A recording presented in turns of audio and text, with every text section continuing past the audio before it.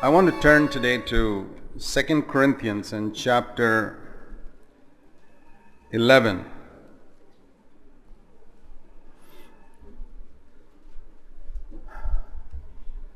Paul was a father to the Christians in Corinth. And a father has a greater concern for his children than a teacher has for his students. Because a father brought his children forth and has brought them up, and it's one of the things he pointed out to the Corinthians in his first letter was, you can have 10,000 teachers, but you don't have many fathers. And when a father corrects his children, it's in a different spirit than a teacher correcting students. Paul was very strong in the way he corrected people, but it's because he was concerned that they shouldn't miss out on something in eternity. Teachers are more concerned with their salary. They got to do a job in school in order to get their salary. It's very important, brothers and sisters, for you to distinguish between a father and a teacher, because the world is full of preachers now, and we have a lot of them coming right into our sitting rooms through television. And the thing that surprises me, even of people in this church, is that they have suddenly developed respect for unknown teachers whose faces they see on the screen more than for fathers who have cared for them for many years. It amazes me. That is one of the great deceptions of Satan. When we don't know anything about a man's life, how he lives, whether he's divorced or not, how he's brought up his children, what sort of church he's planted, I'm absolutely amazed that so many people swallow preaching because that's all that seems to matter to them. Words, not life. And I've asked the Lord, I said, Lord, why is that? And I got an answer. It's because there are people even in this church who do not love the truth.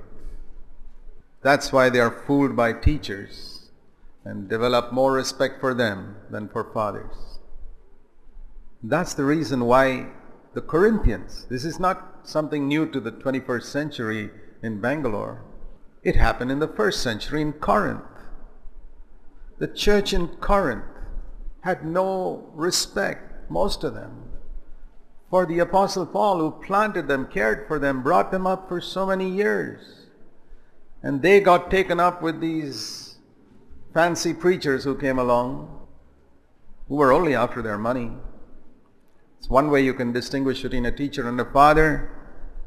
I think all of us sitting here have had fathers and teachers, or at least mothers, even if your father died when you were young.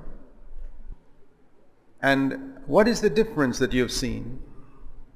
When your parents brought you up, they were not interested in what you could do for them. They were only interested in what they could do for you. Whereas a teacher works for a salary. He's interested in what he can get out of it. That one simple test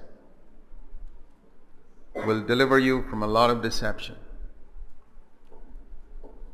Is this man interested in what he can get from his listeners,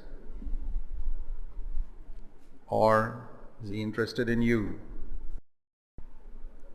There was a rich man who once came to Jesus, and Jesus said, "Give away your money and come to me without your money." Have you ever in your life heard a preacher say that? I've personally said that to people, to come to this church and never drop any money in the offering box. I said, because we are interested in your soul. Yeah. I say this because I find that despite repeated mention, people continue to be deceived. So Paul says here, verse 2, I am jealous for you with a godly jealousy. He speaks about a passion burning inside him. He says, I promised your hand in marriage to Christ, and I presented you to present you as a pure virgin to her husband. But now I am afraid that you're being deceived. I think of Abraham's servant who went to Mesopotamia, a picture of the Holy Spirit who has come to the earth. Do you know what he went to Mesopotamia for? You read in Genesis chapter 24, he went with only one purpose. And he had no time even to see the sights in Mesopotamia. It was a new land and all that. He wasn't a tourist. He came there with one purpose, to get a bride for Isaac. The Holy Spirit has come to earth with one purpose, to get a bride for Jesus Christ. And it says in that long journey, I don't know how many days or weeks it took traveling from Mesopotamia all the way back to Canaan. What do you think Rebekah would have been talking to Abraham's servant about? I think I know. She would have been telling him, tell me more about Isaac. I want to know about him. I've never seen him. I want to know. Tell me. You've seen him. You know him. Tell me about him. How do we know whether you're part of the bride of Christ or not? That's the way. You'll be asking the Holy Spirit, tell me more about my bridegroom. I've never seen him. I want to know what he's like. I want to know him before I meet him. And can you imagine how, I don't think Rebekah would have asked him, well, do you think he'll give me a lot of money? Do you think he'll give me a chariot for myself? No. And I can imagine how jealously Abraham's servant would have protected her from men who tried to tempt her along the way. She was a pretty woman. And how he would have defended her from deceivers, robbers. And that's how the Holy Spirit seeks to protect us from deceivers, so that we are preserved as a pure virgin for Christ. And when a man like Paul, an apostle, was filled with the Holy Spirit, he had the same passion that the Holy Spirit had to protect this virgin bride of Christ. That's what he says here. I promised your hand in marriage to Christ. There are very few servants of God like this, who when they bring a person to Christ, like Abraham's servant, will seek to preserve that person right until the day they present that person to Christ in marriage. See, Abraham's servant didn't sort of get Rebekah and say, okay, this is the direction to Canaan, go. No, he took her all the way and gave her to Isaac. And a true servant of God is like that.